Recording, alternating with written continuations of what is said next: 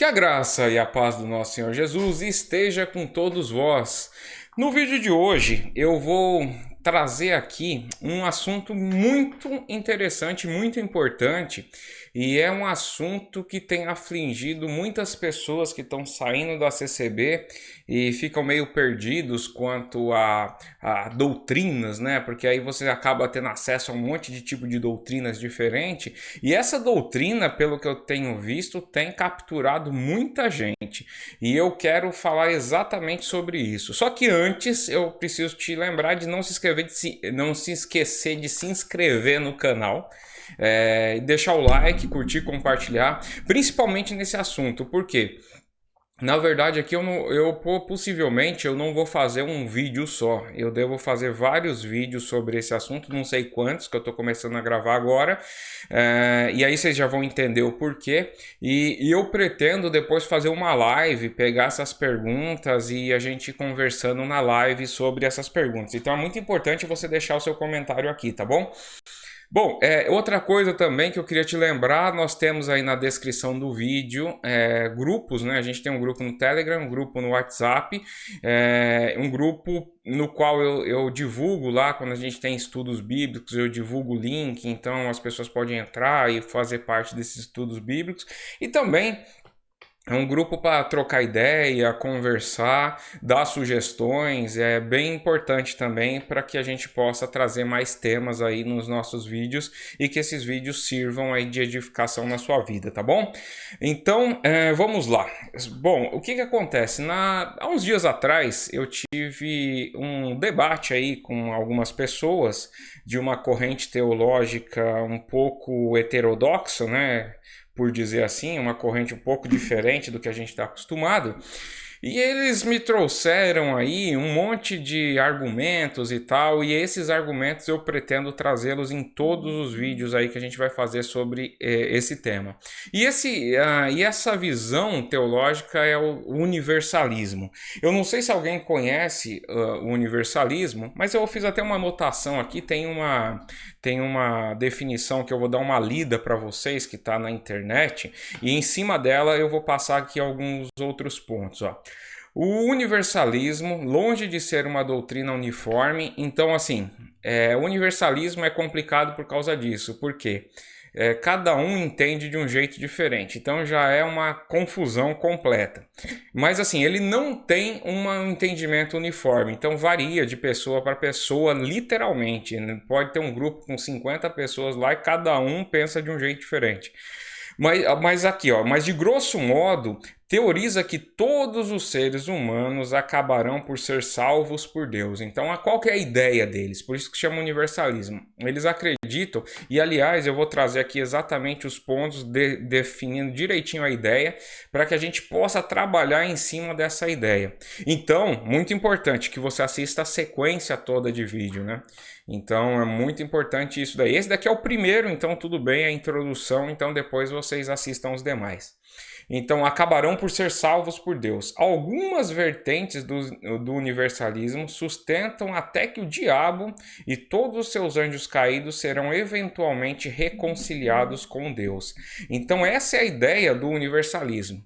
Então, eles acreditam, de modo geral, eu vou fazer um resumo aqui, pelo menos desse grupo em que eu estou falando, né? Eles acreditam o seguinte, que a partir daquele marco zero, que foi a cruz de Cristo, dali para frente, todo mundo é reconciliado com Deus. Então, quando Deus morreu, Jesus foi crucificado, a partir daquele momento ele pagou os pecados de toda a humanidade. Então, o que isso significa? Ninguém deve mais nada, inclusive ninguém nem peca mais, né? Porque ninguém mais está sujeito ao pecado. Então, não existe mais essa história de pecado, entendeu? Então, porque a partir daquele momento, todos os pecados estão perdoados. Eles usam até um trocadilho que eu acho engraçado, porque é não entender nada de direito, inclusive, a gente não está nem falando de teologia aqui, mas estou falando de direito, por exemplo, que eles falam assim, é como a Lei Áurea. A Lei Áurea, ela foi promulgada, certo? E a partir daquele momento, todos os negros que eram escravos deixaram de ser escravos dali para frente, entendeu? Então significa que a partir do momento da morte de Cristo, todo mundo foi reconciliado com ele e todo mundo é salvo. Aí você pergunta, ué, mas e os grandes ditadores aí da história, né, que a gente conhece vários, né, que fizeram aí, pessoas que fizeram atrocidades, ele disse, não, eles também serão salvos, quer dizer, eles são condenados em sua vida, ou seja, alguns tiveram penas, foram jogados, foram presos e tal, então durante a vida, mas a alma dele é salva. Então essa é a ideia. Inclusive, até algumas vertentes, alguns acreditam que o próprio diabo vai ser salvo, tem outros que não acreditam nem que existe diabo, tá certo? Então, essa que é a ideia. Eles trazem essa ideia e eles pegam vários textos bíblicos, e nestes textos bíblicos, para querer falar que a expiação que Cristo morreu pagou o pecado de todo mundo naquele momento, e não existe nenhuma condição para que você acesse essa graça, né? Então, por exemplo, se a gente pegar textos igual do Efésios 2, que diz que a salvação é pela graça mediante fé. O que significa mediante? A fé é o que media ali o alcance à graça. Então você tem acesso ao favor imerecido, porque você não fez obras para merecê-lo, mas você só alcança isso pela fé. Quem não crê, não alcança. Não, eles acreditam que não. Independente de se você creu ou se você não creu, então você pode ser um ateu, por exemplo, você pode ser não acreditar em absolutamente nada, mesmo assim você é salvo, porque os seus pecados foram perdoados, então você é um salvo na presença de Deus. Então essa que é a ideia. Então eu fiz essa introdução porque eu pretendo nesse vídeo já trazer aqui alguns textos, né? Hoje, como é uma introdução, e eu pretendo que isso daqui sejam vídeos curtos, né? Para que as pessoas assistam, porque eu sei que muita gente não gosta de vídeo muito longo. Então, eu vou fazer vídeos curtos e vou trazer esses textos e explicar esses textos para vocês verem a incoerência desse pensamento. Então, isso daí é bastante interessante. Então, eles...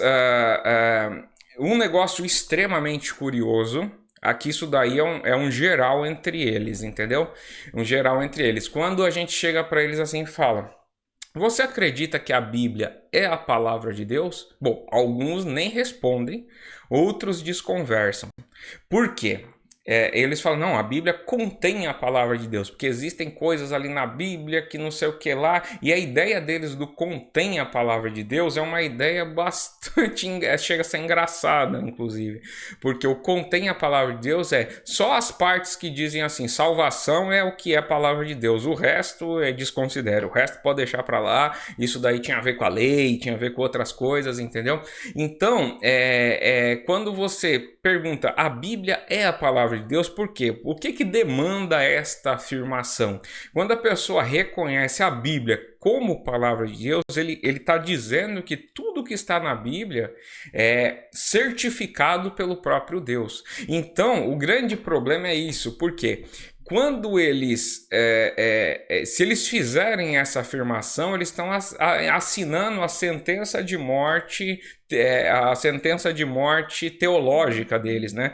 Por quê? Porque o pensamento deles não vai fazer sentido à luz da Bíblia. Então é por isso. Então eles não respondem. Esse negócio da Bíblia ser a palavra de Deus, esquece. Eles não acreditam nisso de jeito nenhum. Porque se você reconhece que a Bíblia é a palavra de Deus, você vai ter que começar a ter um problema com certos versículos bíblicos, né? Que diz que tem um versículo que fala, né?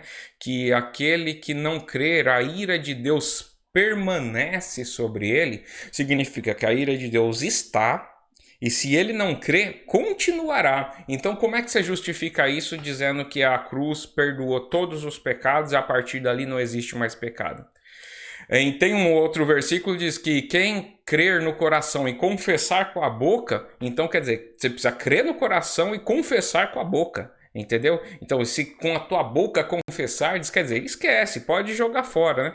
Tem aquela oração de Cristo que fala assim: santificai-os na verdade, a tua palavra é a verdade. Primeiro que eles não acreditam nessa história de santificação. E na verdade, como assim verdade? Não, aí ele vai distorcer. Verdade é Cristo. Então, se você está na verdade de Cristo, a condenação não é na sua mente, e blá blá blá e blá blá blá. Então, quer dizer,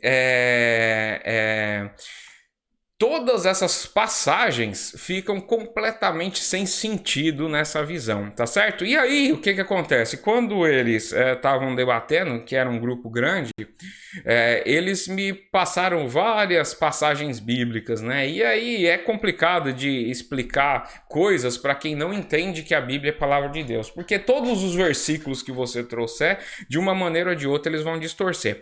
Então, um dos primeiros versículos que eles me citaram é esse versículo aqui que eu vou trazer para vocês. Deixa eu colocar aqui na tela, eu acho que já está aparecendo na tela. É esse versículo aqui, ó, de Tito no capítulo 2. Então, Tito capítulo 2, ele diz o seguinte: porque a graça de Deus se há manifestado, ó, desculpa, é porque é que tá longe aqui, tá meio, tá um pouco de reflexo aqui, ó. Porque se a graça de Deus se há manifestado, trazendo salvação a todos os homens. Então, quer dizer, tá vendo? Tá explicado. Então, quer dizer, conforme está escrito na palavra de Deus, quer dizer, eles não reconhecem que é a palavra de Deus, eles dizem assim, conforme está escrito na Bíblia, a graça de Deus se manifestou e trouxe salvação para todos os homens. Então, só que aí, vamos ler um pouquinho mais esse versículo aqui para entender o contexto. Vamos começar aqui no 9. Primeiro que você teria que entender a carta de Tito. Carta de Tito, ele primeiro é Paulo escrevendo a carta para um crente. Então já começa por aí. Entendeu? Então já começa quando você começa a entender o contexto do que está acontecendo, você já começa a fazer uns certos filtros aí. Mas vamos começar aqui no versículo 9. Ó. Exorta os servos... Deixa eu só tirar esse negócio daqui, porque senão eu não consigo enxergar direito. Exorta os servos a que se sujeitem aos seus senhores, em tudo agradem, não contradizendo, vírgula, não defraudando, antes mostrando toda boa lealdade, para que em tudo sejam ornamento da doutrina de Deus, nosso Salvador. Então, ponto final, tá certo? Então aqui ele já está instruindo as pessoas a andarem conforme os ensinos das Escrituras.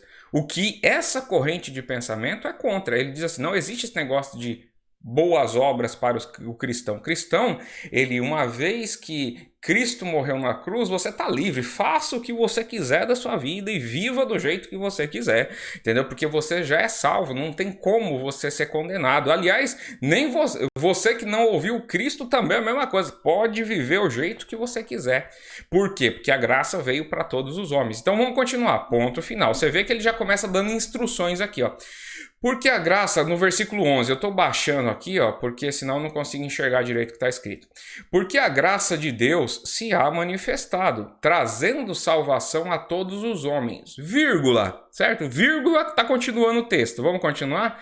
Ensinando os que, vírgula, renunciando à impiedade e às concupiscências mundanas. Então já começa aqui. O que ele está dizendo assim? A graça é manifesta a todos os homens que creem, entendeu? Porque quando você renuncia às suas concupiscências e impiedades, é justamente quando você crê, tá certo? Então, ensinando os que renunciando, porque é isso que a gente crê, que uma vez que a fé entra nos nossos corações, que nós cremos em Cristo, nós enxergamos a nossa impiedade, a gente enxerga os nossos pecados e, portanto, nós nos arrependemos do nosso modo de vida e nosso modo de vida ímpio, né? Então, e a gente faz o quê? Renuncia.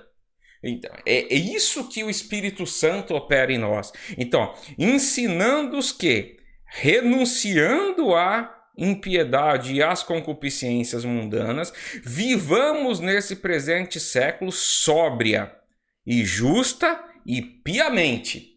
Entendeu? Quer dizer, você vê que há uma transformação aqui? Você vê que há uma necessidade de crer, porque esse texto se harmoniza com todos os outros textos que dizem por todo mundo, pregar a toda criatura. Quem crer e for batizado será salvo. Quem não crer será condenado. Tá certo? Só que eles argumentam que essa condenação é na mente, é porque quando você não crê, você está com a mente presa, então você vai ficar se sujeitando a obras e não sei o que lá, não sei o que lá. Tudo conversa, isso daqui não é o que está escrito nas escrituras. Então vamos continuar. E piamente, aguardando a bem-aventurada esperança e o aparecimento da glória do grande Deus e nosso Salvador, Jesus Cristo. Quer dizer, você vê, o crente, ele vai renunciar à impiedade, às concupiscências, e ele vai aguardar o retorno do nosso Senhor Jesus Cristo, o qual se deu a si mesmo por nós, para nos remir de toda a iniquidade e purificar para si um povo especial, zeloso e de boas obras. Entendeu? Então quer dizer, porque esse é o processo de santificação. Quando você lê lá em Efésios 2, que diz assim, que Deus, né? Eu vou até jogar aqui o versículo para ficar mais fácil, para não ficar falando coisa de cabeça e esquecendo. Mas vamos só continuar. Zeloso de boas obras. Fala disto, exorta e repreende com toda autoridade. Ninguém te despreze. Então, eles pegam um versículo. Na verdade, se você for olhar aqui, ele não pega nem a oração inteira aqui, né? Na verdade, ele pega só até a primeira vírgula ali e acabou, fora do contexto, sem interpretação nenhuma e quer criar doutrina em cima disso. Vamos lá, só para pegar aqui para vocês verem. Esse daqui é em ordem alfabética. Deixa eu pegar aqui, ó. A, B, C, D, E, F. Aqui, Efésios 2. Vos vivificou, estando nós aqui, em quais, deixa eu só pegar aqui. Estando nós ainda mortos em nossas ofensas, nos vivificou juntamente com Cristo, pela graça sois salvos, e nos ressuscitou juntamente com ele, nos fez assentar nas regiões celestiais em Cristo. Aí é para mostrar, tá? Aqui diz que é dom de Deus, não vem das obras para que ninguém... Agora aqui, ó. No versículo 8, ó, porque pela graça sois salvos. Então graça é favor imerecido, por meio da fé. Quer dizer, tem uma necessidade, tem um meio, tem uma forma de se alcançar a graça. Que forma? Fé em Cristo Jesus. Essa é a forma. E eles dizem que isso não existe. E isto não vem de vós, é dom de Deus. Então a fé não você não crê porque você é bom ou porque você tem um raciocínio melhor do que ninguém. É porque Deus colocou esse dom em você. Não vem das obras para que ninguém se glorie. Então, quer dizer, o alcançar da graça não é por obras que você faz. Não tem nada a ver com isso. Você é salvo por graça, ou seja, por favor imerecidos. Agora vamos continuar no versículo 10. Porque somos feituras suas, criado em Cristo Jesus. Aqui, ó. Para as boas obras, as quais Deus preparou para que andássemos nelas. Aqui eu não sei por que ficou assim, mas eu vou aprendendo a mexer nisso daqui. Para as boas obras, a quais Deus preparou para que andássemos nela. Deixa eu só voltar aqui. Pois bem, então você vê que esse primeiro argumento, pegar Tito 2 fora do contexto, pegar a palavra todos lá e dizer que Cristo morreu por toda a humanidade, isso não faz o menor sentido. O próprio Tito 2 desconstrói toda a ideia universalista. Mas isso daqui é a parte 1, tá? Eu vou pegar alguns outros versículos e trazer aqui. Por quê? Porque isso é muito importante. Principalmente as pessoas que estão saindo de alguma seita. Eu vou dar como exemplo a própria CCB, que vem de um lugar que você é altamente legalista, você é salvo pelas suas obras e não sei o que lá, e cai num universalismo que você não precisa fazer nada e que não sei o que lá, e que você você foi salvo e pronto, e você vive a vida do jeito que você quiser. Nenhum desses lugares tem evangelho, nem nenhum, nem no outro. Então a gente tem que entender as escrituras para que a gente não seja carregado por nenhum vento de doutrina, tá bom? Então esse vídeo já tá ficando um pouco longo, mas a gente se vê aí no próximo vídeo. Não se esqueça de curtir, compartilhar, deixar os seus comentários aqui, que é muito importante também, e se inscrever no canal, tá bom? Então nos vemos no próximo vídeo. Até mais e tchau, tchau.